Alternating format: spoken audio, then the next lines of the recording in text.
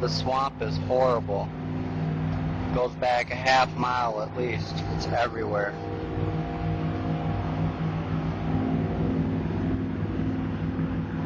We were told to cover all this up. We were told to rake everything up, put dirt over the top of the oil. Look how bad the oil is. This is pure oil. That's oil. This whole place is covered with oil. And we were told to put dirt over the top and rake it, make it look like it wasn't here, by Jason, the supervisor, coordinator of Enbridge.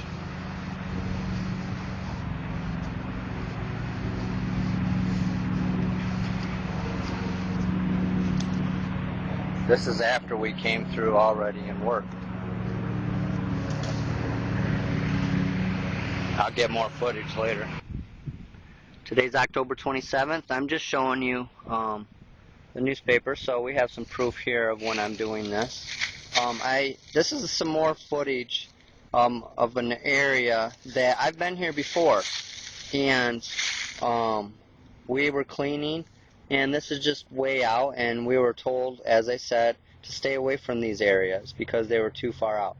I don't understand that. It doesn't make sense. Wherever the oil goes, that's where we should be. This is worse than what I thought. I thought, maybe rain will wash the oil away or something, but it doesn't. It sticks. It sticks. This is just all oil. It's just oil. I have one glove left, and I don't want to use it in case I find some more in the water, but it's all under. This is all really, let me grab a stick here. This is just really, really thick oil.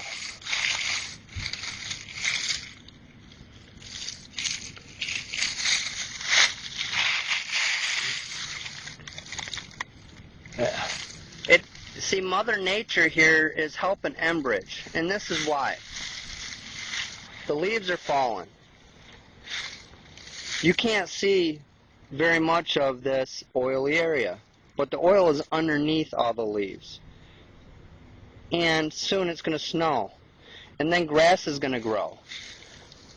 And then people just will never think about it, but it'll be under the leaves, under the snow, and under the grass. And it's staying there. It's October 27th. I'm showing you the Battle Creek Enquirer. This is our hometown newspaper. So that way I have some proof of the days that I videotaped this stuff. I came across this area. It's really orange right here. And I saw some oil on top, so I took my rake and I stuck it in, and it's sickening here. This is a half mile approximately, okay, give or take a quarter mile to a half mile away from the river. Think of a dam breaking. When all that oil came down river, it raised the level immensely, about 2, 3, 4 feet, and then it went over the banks, and it came a quarter mile to a half mile out into the woods. I didn't know this until I was out here. People in Battle Creek don't know this. This is sickening. Our deer are going to be drinking this, and all of you deer hunters out there that are going to go out because you don't have a lot of money or you just love deer, you're going to feed those deer to your children. And look, it's going to have this in their body. This is what they're drinking. I have a clean glove. Oh my God, this is horrible. This is just really thick oil. Oh my God, this is sickening. I told them 2 months ago we had this out here. Well, maybe a month and a half to be more accurate. And I walked back here with my footage to show, someday show somebody, maybe my future kids, where I was working and how bad it was. I had no idea that they were going to leave it. I mean, it's not mud. Mud will wash off. This is just sick, thick, toxic oil that ain't going away. It's going to sit here and sit here. And the animals around here are going to eat it and they're going to die. And the deer are going to drink it and you're going to eat it. I am so ashamed to have a government agency called the EPA say that this is okay. How can my taxpayer dollars pay for something to be left here like this? All they have to do is say, hey, Enbridge, spend some more money, do your job properly. But why aren't they doing that? It's a simple resolution. Simple. Do your job properly, Enbridge. Clean this up. But the EPA is turning their head and allowing this to go in our drinking water someday. It's, oh God, I'm lost for words. So please, in the effort of Battle Creek, Kalamazoo, Marshall, and this is your home state of Michigan, please, I'm begging you, show everybody these videos. Make the EPA, make Enbridge do their job properly. Don't let them lie to you anymore.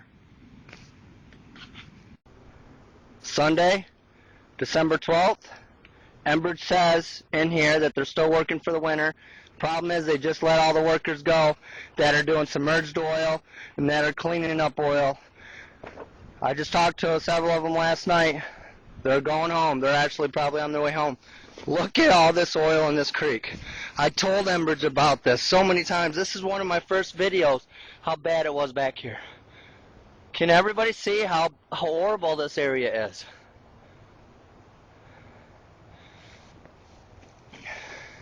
Does that look clean to you? Look.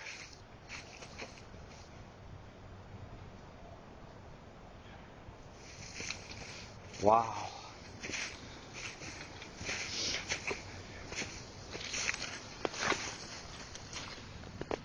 You can see the oil stuck in the ice there.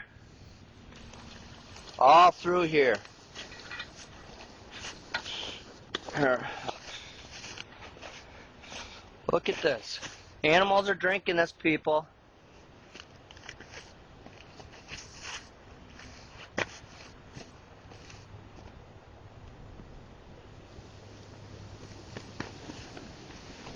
This is what it looks like when it's not in the oil. This is what it looks like when there's oil.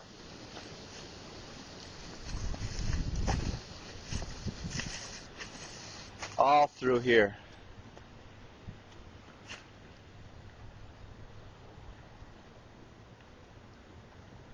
Wow. Sunday, December 12th. Just showing you all the trees that are gone.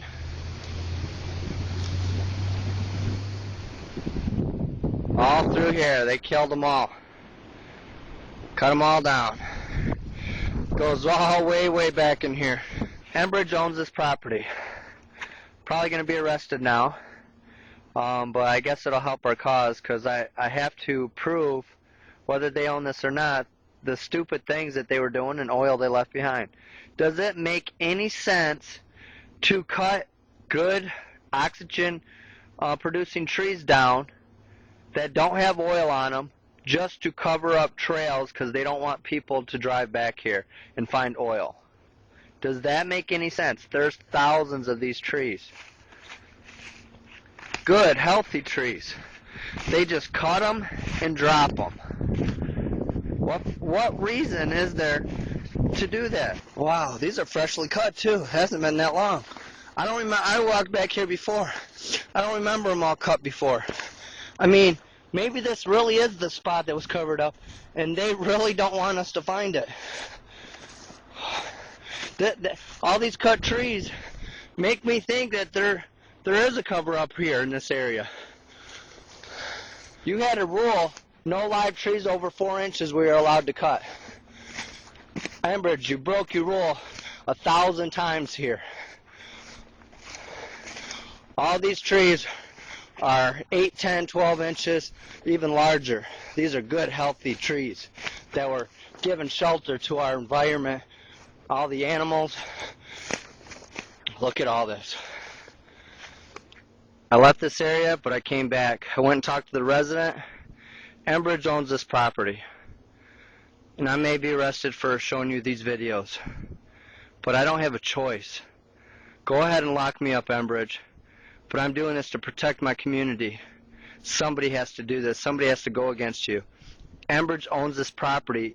This area is so bad, and they still haven't cleaned it up. This is their property. So when they say they don't know where this oil is, they own it. They own this creek. Enbridge doesn't even clean up their backyard. How do you expect them to clean up your backyard? That's why they bought this area, because it was so bad, they wanted to leave it. And as long as nobody came out here because they'd be charged with trespassing, then no one would ever say a word. And it'd be left here for years for our animals to drink and die from.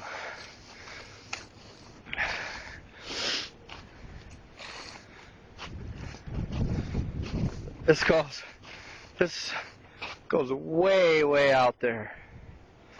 If you love your environment, you love Battle Creek, or you love animals, it don't matter. Just help me, please. Pass these videos around. I don't like being out here. I hate winter. I think I might go to Florida for a minute, visit the family. This is not fun. Alright? I am doing this because nobody else will. And what I mean by that is EPA has hundreds of guys working, or they have had hundreds of guys working. And they're not out here telling them to do this. Why do I have to do this? Enbridge says I can't come on their property, they're going to arrest me. This is why they don't want me on their property, because I will expose the oil that they're leaving. See all that?